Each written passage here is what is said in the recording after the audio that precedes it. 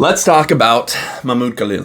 I want to talk about this because I see people on the right and the left talking past each other when they actually both have legitimate points here. So let's make it clear. It is a crime in the US to advocate for terrorist groups, which Hamas would be, or to incite violence. So the question then is, has Mahmoud Khalil done any of those things? Because if he has, he can and should be deported.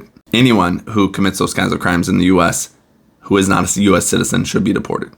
That would not be about free speech. That's about the law itself. However, to know if he's violated these laws, we would need a trial. We would need due process. And that has not happened. Instead, the dude was disappeared from his house to Louisiana overnight with no trial, no process, no nothing.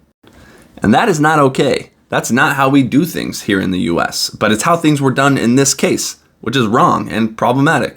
You see, ultimately, everything comes down to Mahmoud Khalil's affiliation, yes or no, with QUAD. Because QUAD has said some pretty horrific things. They have undeniably called for violence, celebrated Hamas, and just are bad. Here's some examples.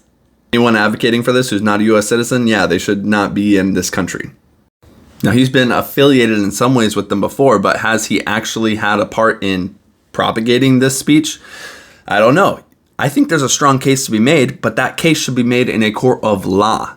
And that matters in the US. Otherwise, we're under a kangaroo court system in which you don't get due process, you don't get representation, you don't have to have charges brought against you and proven, and that is problematic and not the direction we want to go as a country.